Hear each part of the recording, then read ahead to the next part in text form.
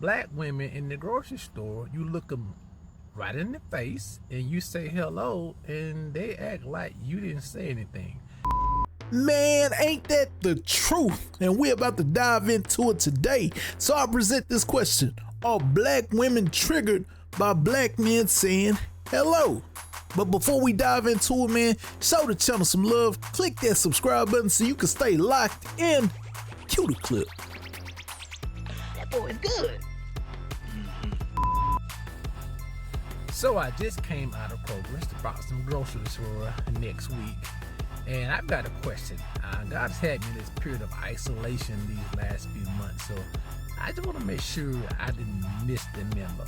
So what is it with a lot of, I said a lot of, many of them, not all of them, black women in the grocery store, you look them right in the face and you say hello and they act like you didn't say anything. Am I missing something, or is there a memo that I did not hear about? This is Dr. Dex. Remember, Dr. Dex loves you. Hold on now, Mr. Dex. What type of love you talking about? You can keep that, sir. You can keep that. But nah, just in all serious, you came out of isolation at the wrong time. 2025 is a weird place, time, everything to be. The earth is just, it's not the same. And I think what a lot of people don't realize is the emotion of women. Women are going through a lot of stuff.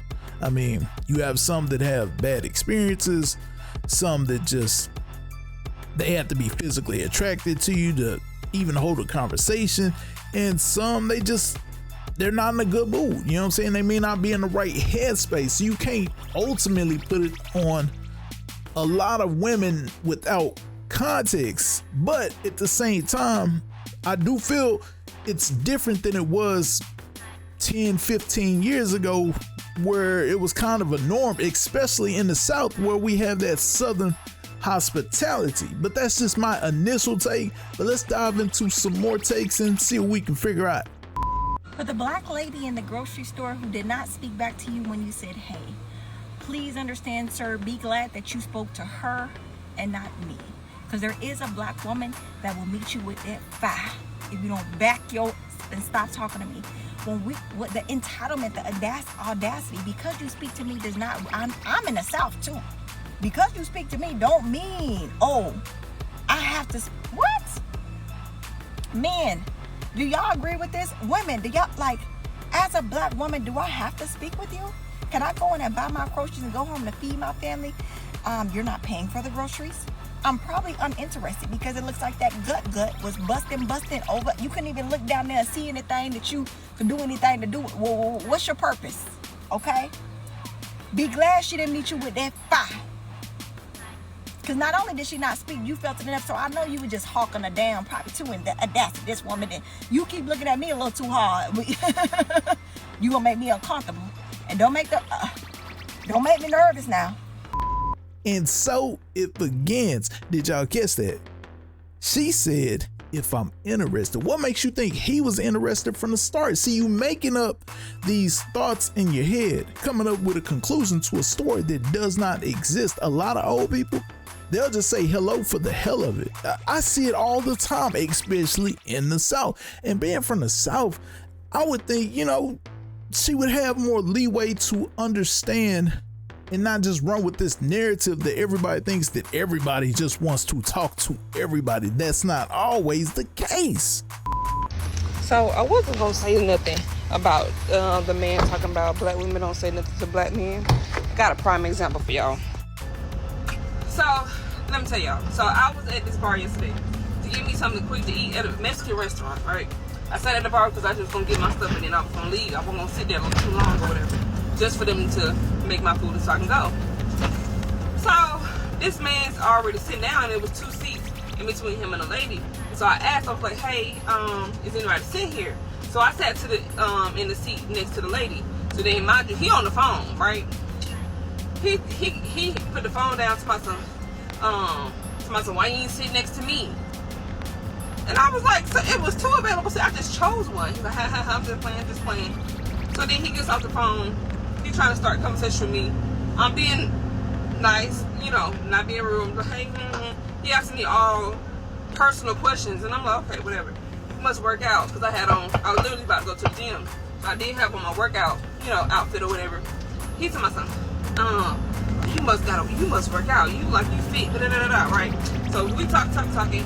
So conversation keep getting just flat, okay? I'm not really interested. I really don't care for the conversation. And he ain't even picking it up that I really don't feel like talking. Like, just leave me alone.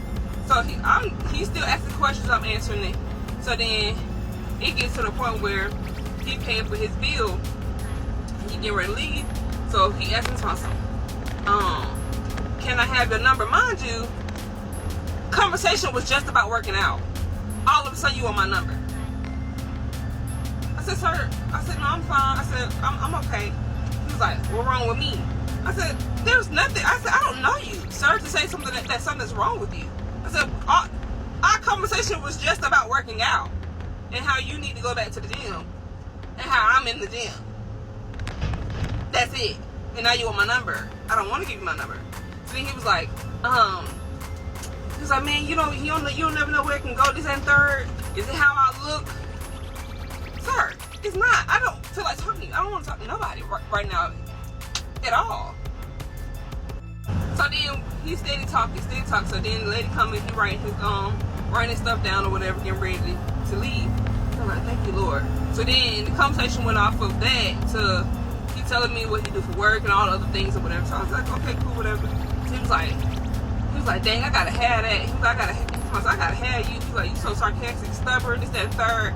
I said, okay, like, whatever. So then he was like, why can't I get your number? He just steady begging for my number. And I'm like, I keep telling him, no, I'm good. Like, I'm good off you. Like, I'm okay. So he's like, I can't, So he's just the person of the storm. So me personally, I don't like a person who curse like a sailor. I don't like a person that curse like Bernie Mac. I don't like a person who smoke. He do both. I said, the smoking by itself counts you out. Don't know motherfucker count me out. Don't know motherfucker count me out. I said, oh, okay, well, I don't know what to tell you, but for me, I pass. So he's like, all right, it is what it is. I said, damn, my job. I don't get no cool points. I don't get no brownie points. I told you what I do for work. And he do some type of tech something. And I was like, sir, if you think that's going to get you some brownie points, you got the wrong one. I'm sorry, I'm not her. I care less about your job. How that's gonna benefit me? It's not. I don't care about that. I'm just saying, everything about me you don't like. I never said that. I said there's only two things that I said that you got going on that counts you out with talking to me on that kind of level.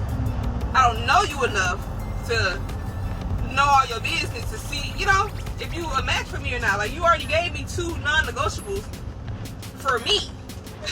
That counts you out for me. Never called you ugly. Never said none of that. But this conversation we having. Oh, then he said. Then another thing that counted him out was when he was talking about dark-skinned women, right? So he brought up the whole "you beautiful to be dark-skinned" conversation. So I'm always riding for my darkies, okay? Well, I'm here for us. I don't care what you look like as a dark skin. I'm here for my dark skin, so I don't like that. And he was dark skinned himself. So I was like, sir, number 1, you sexist. And 2, you racist against your own kind. Because he's darker than me. And you sitting here talking about dark skinned women. So that rubbed me the wrong way anyway. Because you sitting up here saying, it's very rare to get a dark skinned woman who's very beautiful, this, that, third. You got pretty skin, you got this, and third. I said, all dark skinned women are beautiful. If they're not your type, they're not your type. But we all are beautiful. Period. I said, just like how you could not be somebody's type. I'm just saying, light-skinned women like that. All light-skinned women, they're pretty. And then he just went downhill from there. Now get out of my face. But I was still nice. I wasn't rude. But he just didn't want to take the word no. He did not want to take the word no. It was so hard for him to accept me saying no. Don't nobody count me out. Don't nobody count. I don't know if it's Mario. I don't know what his name was. Don't nobody count me out of me. Okay, but for me, you don't do it. Sorry. You don't cut it. I apologize. But I'm okay. and he got out his chair, got ready to leave. So it ain't nothing I can do, you know, to get. No! Now you're begging even more. Now you're desperate. Get out of my face. That's why, one of the reasons why us black women don't say nothing to y'all in public. Because you don't know how to take the word no and run with it. I gave you a soft rejection. I didn't shout at you. I didn't yell at you. I just let you know I'm okay. I'm good off of you. Basically, I'm okay. Keep it pushing, basically. But you kept egging. You kept poking the bear. And I was getting to the point where I was about to go off. But you keep poking that bear. That's why we don't say nothing to y'all. Because you don't know how to shut up. You don't know how to take a no for a no.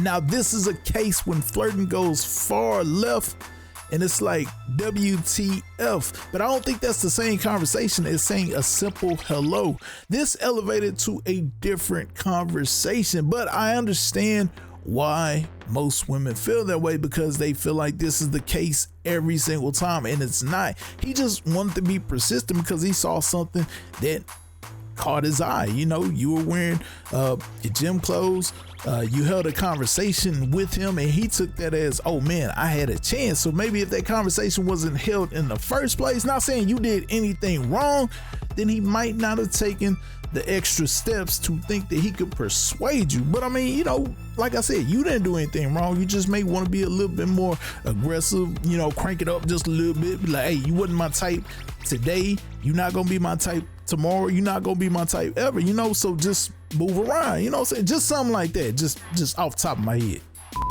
In my experiences in the grocery stores, I have had men try to pursue me even when I didn't speak to them, wasn't looking at them, nothing. Like, to me, it's a difference between pursuing and just being predatory. I mean, like, these days, you can't even tell a guy, hey, I have a boyfriend, without them going, what that mean? Or my favorite line, your boyfriend don't let you have no friends? Come on now. If a woman don't want to talk to you, she just don't damn want to talk to you. There's nothing you can do. I've had instances where I've had men even go as far as to just keep on following me in the store, demanding attention, demanding an interaction. And then when I'm not giving them what they're looking for, that's when they get pissed off. And then I'm a bunch of bitches, and I'm a bunch of this, and I'm a bunch of that. So I don't think that black women necessarily are not speaking back because they're trying to be mean. It's just a defense mechanism.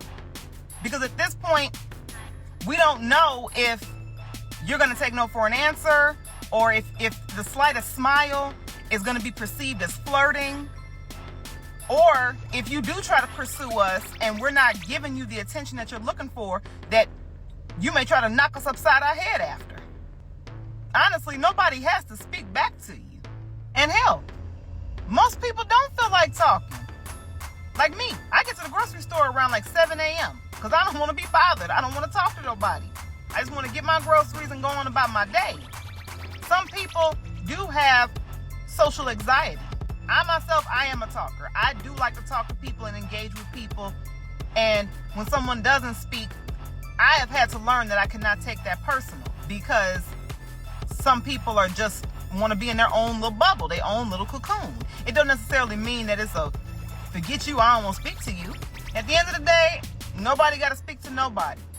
Just let us get our Moose Tracks ice cream, our New York strip steaks, our milk and cereal, and let us be. Please. Now, did you catch that? The difference in being persistent and being a predator.